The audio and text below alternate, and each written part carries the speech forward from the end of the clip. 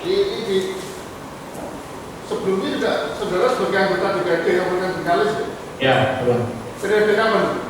Sama, periode yang sama. Masa peralihan akibat pemekaran Kabupaten Kepulauan Meranti. Jadi setelah rasionalisasi, saya dipilih menjadi ketua DPRD Kabupaten Bengkalis. Jadi sejak tahun 2009 ya saudara menjadi anggota DPRD. Ya, anggota DPRD 2009. Dan terkait dengan proyek multi-years yang ada di Kabupaten Bengkalis ini, apa yang saudara ketahui? Proyek multi-years itu adalah bagian daripada visi misi Bupati sebelumnya, Saudara Hadian Saleh. Kemudian dibuat dalam bentuk tahun jamak dengan maksud untuk supaya terjadinya kecepatan pembangunan. Kapan proyeknya kapan multi-years? Kalau saya tidak salah 2013, rencananya 2013. Ya, tapi pelaksanaannya itu proses penganggaran itu pada 2015 ke atas itu kalau saya. 2015 atau 2012? Kalau pengadaannya saya sudah tak. Penganggarannya, saudara saksi. Penganggarannya.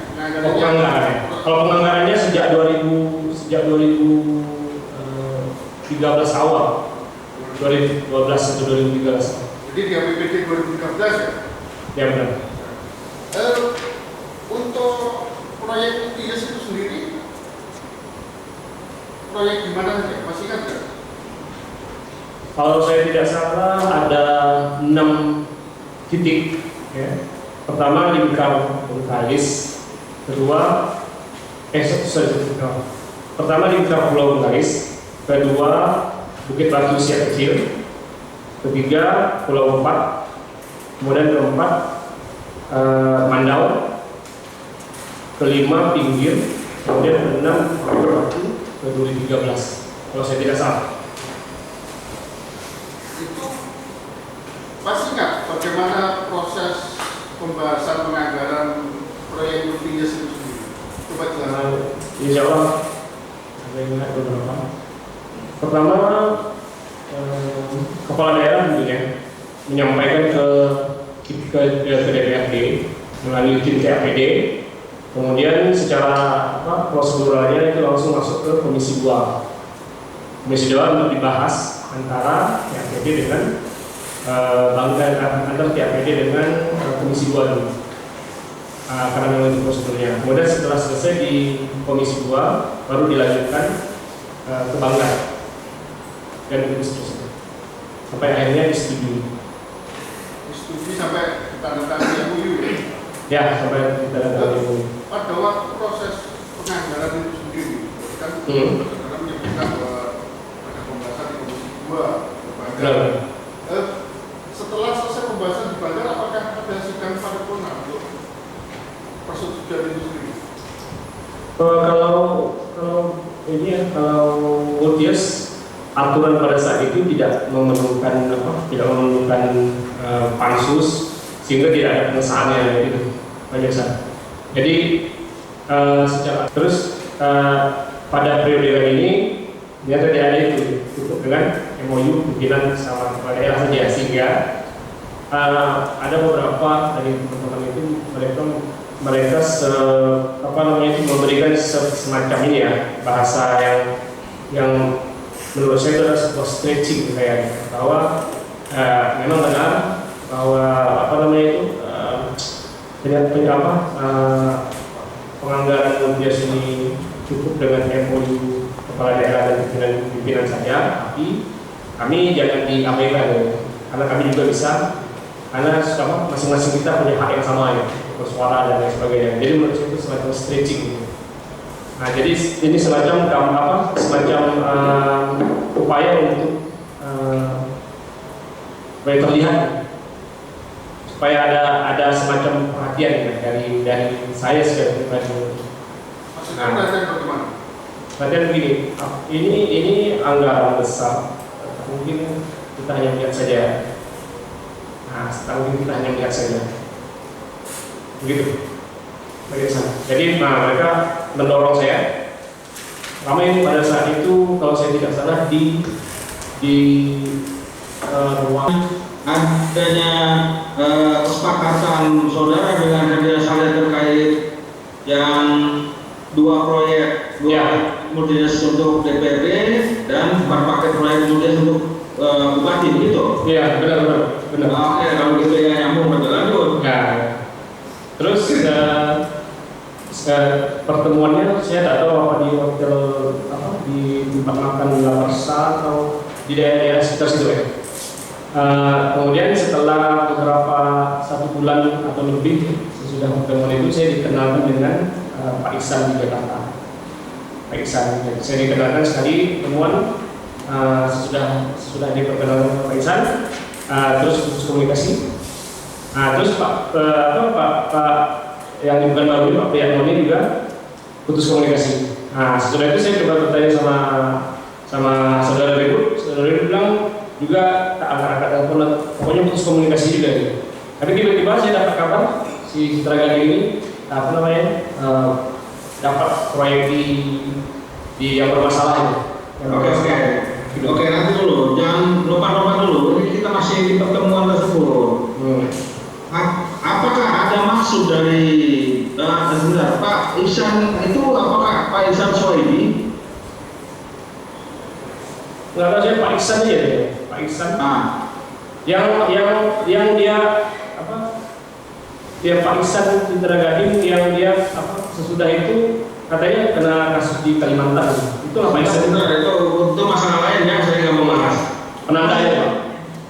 Pak Prianto dan Pak Ihsan Soedi itu apakah merupakan perwakilan dari perusahaan PT CGA? Ya Pak Iksan itu yang punya itu perusahaan yang dikenalkan. Itu ya. Citra Gading. Baik, Pak Prianto? Saya tidak tahu ya, perwakilan di sini lah mungkin Pak. Nah, waktu itu jangan mungkin ya. Yang saudara tahu waktu itu Pak Prianto itu mewakili siapa? Ya, saya hanya sekali ketemu. Dan dia mewakili dia memperkenalkan saya dari Citra Gading itu, dari Citra Gading itu. Kemudian sekali ketemu sebagai apa? Nah, dia nggak sebut, pokoknya dia dari perusahaan itu ya.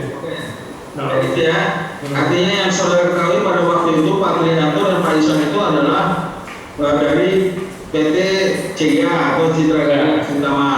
Ya benar. Nah, waktu itu saudara tahu tidak? Saudara Ribut itu membawa berapa perusahaan? Oh enggak tahu. Apakah pada waktu itu saudara Ribut itu memperkenalkan mereka lah ya, walaupun perkenalannya tidak bisa itu lah. Bisa. Caranya bagaimana membuat kisah itu? Pertama sekali tidak menjadikan berproyek. Mereka datang dan tidak taken absen, sehingga masalah turun. Ya. Ya. Dan itu dibuktikan Pak, sampai berapa hari gitu ya? Iya, karena absennya Pak. Maksudnya itu tujuannya untuk turun ya, untuk mana? Iya bukan keputusan. Forum ini. Jadi apa? Ya forum paripurna. Forum paripurna pengesahan. Ya betul. Ya. Nah, ketika tidak turun, kan bisa jadi keputusan oleh DPRD. Kan keputusan politik yang katanya tadi ya. Ya benar. Halo. Betul. Nah, ketika dia tidak turun, kan nggak bisa ngambil keputusan Pak. Misalnya dalam pengesahan APBD tahun 2013 itu. Ya. Nah, pertanyaan saya, apakah pemberian uang ketok palu itu tujuannya supaya turun, supaya disetujui itu, atau bagaimana Bu? Sudah? Ya seperti yang saya jelaskan itu tadi sebenarnya mengenai forum. Supaya disetujui itu? Supaya forum. Kalau ada forum itu ya otomatis nggak akan ada bahas-bahas itu, nggak akan ada itu. Mereka akan iya aja. Kenapa? Ketika sudah forum, ya mereka sudah absensi. Ya, kemudian pada saat paripurna pengambilan keputusan itu sudah setuju aja. Tidak setuju, nggak setuju. Ya, itu sudah setuju. Tapi belum tentu tahu mereka itu Pak ya, anggota tadi. Tahu yang itu apa? Iya.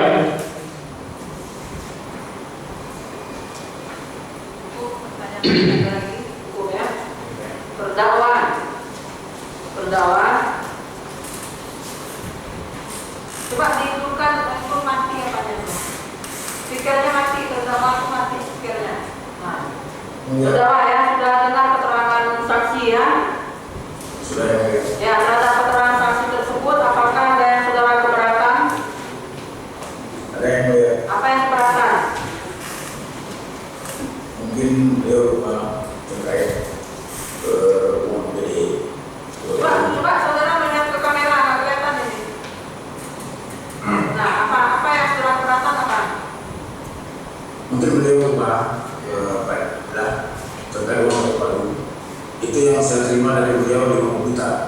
50 juta. Dan saya terima dari ketua fraksi Presiden Kedua 50 juta. Totalnya 100 juta totalnya. Jadi saudara totalnya 100 juta, tapi dari saksi 50 juta, dari Firza 50 juta yang diterangkan Firza tadi ya. Ya, benar. Ya. Baik, sudah saya kembalikan yang dia ke KPK. Yang 100 juta itu sudah dikembalikan ke KPK. Ya, sudah kembalikan. Bagaimana kalau saksi katanya dari saksi 50 juta?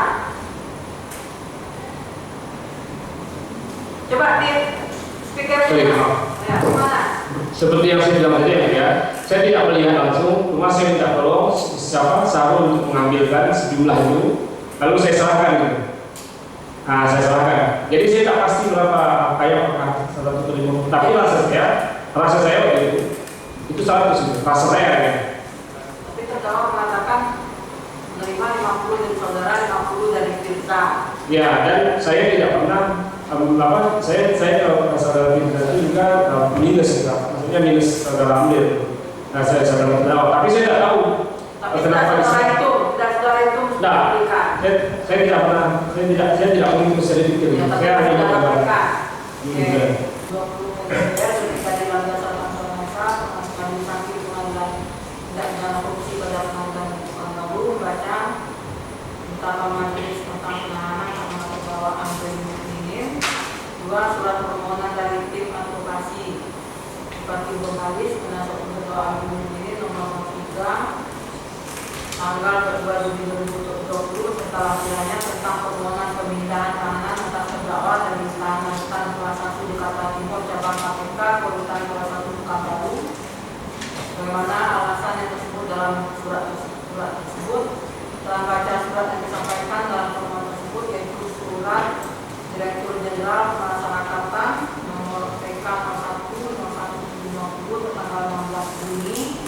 Untuk surat Kepala Divisi Pemasyarakatan Kementerian Riau nomor 4 tanggal 19 Juni 2020 yang pada pokoknya kepala lapas atau rutan dapat menerima tahanan pengadilan negeri dengan menyertakan hasil tes rapid tes non reaktif dan menerapkan standar COVID-19. Setelah mendengar pendapat penuntut umum dari Komisi Pemberantasan Korupsi dalam persidangan Kamis tanggal 5 Juni 2020 terkait permohonan penasihat hukum terdakwa yang pada pokoknya menyatakan tidak sepakat atas permohonan tersebut. Perhatikan penuntut umum menimbang bahwa permohonan terdakwa dan penasihat hukumnya tersebut beralasan sekaligus lampiran berupa surat-surat yang berhubungan dengan hal tersebut. Oleh karenanya permohonan dapat dikabulkan. Ingat pasal 22 Undang-Undang 8/1981 tentang sesat untuk benda lainnya bersangkutan menetapkan mengabulkan permohonan tim penasihat hukum terdakwa tersebut, merintahkan penuntut umum pada Komisi Pemberantasan Korupsi untuk memindahkan penahanan terdakwa tersebut di atas dari tahanan rutan kelas 1 Jakarta Timur cabang KPK ke rutan kelas 1 Pekanbaru terhitung sejak tetapnya penetapan ini, mewajibkan kepada terdakwa untuk mematuhi segala persyaratan yang ditetapkan oleh penuntut umum pada Komisi Pemberantasan Korupsi terkait pemindahan tersebut serta mengikuti standar protokoler COVID-19 yang berlaku. Demikian diputuskan dalam rapat bersama majelis hakim pengadilan negeri pengadilan tipikor pada pengadilan negeri Pekanbaru ditetapkan di Pekanbaru tanggal 2 Juli 2020. Hakim Ketua Majelis Pimpinan SMK nomor penetapan kami supaya dilaksanakan oleh masih ada lagi yang mau disampaikan? Sesuai dengan sidang sebelumnya majelis, kami mohon untuk review. Oh, silakan. Juga di review yang di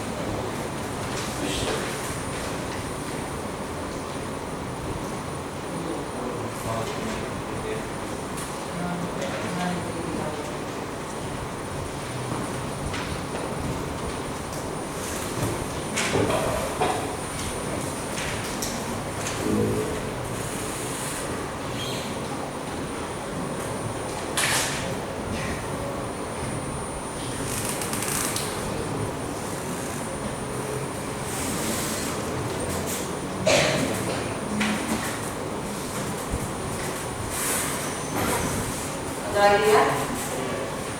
Ya, jadi sidang mundur hari Kamis tanggal 9 Juli 2020 dengan acara masih pemeriksaan saksi yang pada dibuat